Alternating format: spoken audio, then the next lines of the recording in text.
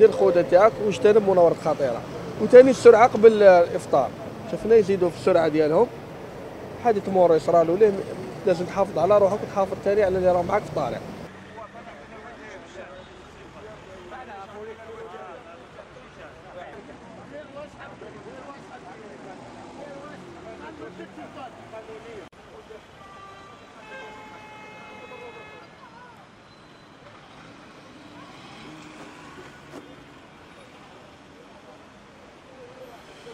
انتوما ديروا خدمتكم. لا الحمد لله. تكون مليحه وحنا نكونوا كواردنا ماسيورين كما يصير لنا في الطريق بالبرمي ديالك كلش. ما تحاول تفهمها والو.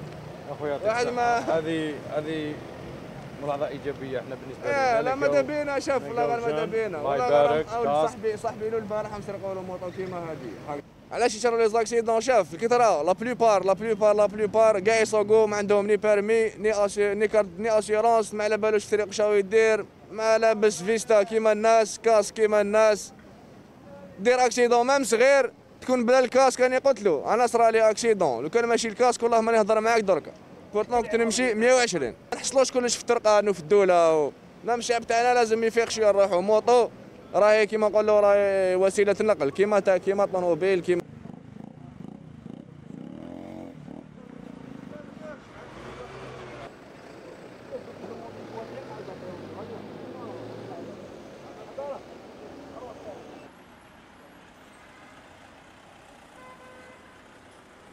هي مبادرة حسنة، يعطيكم الصحة، بارك الله فيكم. سمعت، بارك الله فيكم. وكاين الناس اللي يدير في بالو شغل البروتيكسيون كي يديرها راح يديرها شغل الموطار ولا لافر، انا بروتيجي روحي. يخاف من المخالفه وما يخافش باش يحمي روحه. بارك الله فيك. لانه كيما هذا اللباس هذا في حال تكون حاله مرور ينقص عليك الضرر، ماشي كيما تكون ماشي داير الخوذه ديالك ولا ماشي داير. حنا واش نديرو؟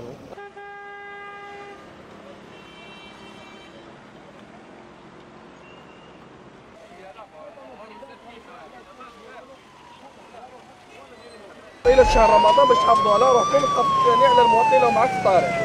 اجتنب السرعه المفرطه مناورات خطيره وثاني الهاتف النقال الكتيك ثاني.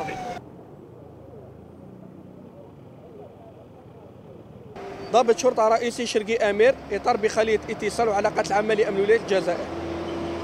بمناسبه شهر رمضان الفضيل اطلقت المديريه العامه للامن الوطني حمله وطنيه تحسيسيه توعويه حول السلامه المروريه لفائده سواق المركبات. وهذا تمتد هذه الحملة لمدة 4 أسابيع لشهر رمضان الفضيل. الأسبوع الأول حول موضوع الإفراط في السرعة قبيل الإفطار، بحيث يتم تقديم نصائح وإرشادات لسواق المركبات بتجنب السرعة المفرطة حفاظا على أنفسهم وكذلك على المواطنين في الطريق العام. في الأسبوع الثاني الحملة حول موضوع تأثير التعب والإرهاق على السياقة. الأسبوع الثالث حول التوقف العشوائي وما يجر عليه من ضغط مروري. بالنسبة للأسبوع الرابع الذي يمتد إلى عشية عيد الفطر المبارك موجه لسواق حافلات ذات المسافات الطويلة. اليوم مصالح أمن ولاية الجزائر قامت بنشاط تحسيسي وتوعوي على مستوى الحاجز الأمني لفائدة سواق المركبات، بحيث تم تقديم جملة من النصائح والإرشادات على غرار تجنب السرعة المفرطة خاصة قبيل الإفطار، كذلك تجنب المناورات الخطيرة واحترام إشارات المرور. إضافة إلى هذا تم توعية سواق الدراجات النارية بضرورة وضع الخوذة وتجنب المناورات الخطيرة وبعض السلوكيات التي ينجر عليها وقوع حوادث مرور.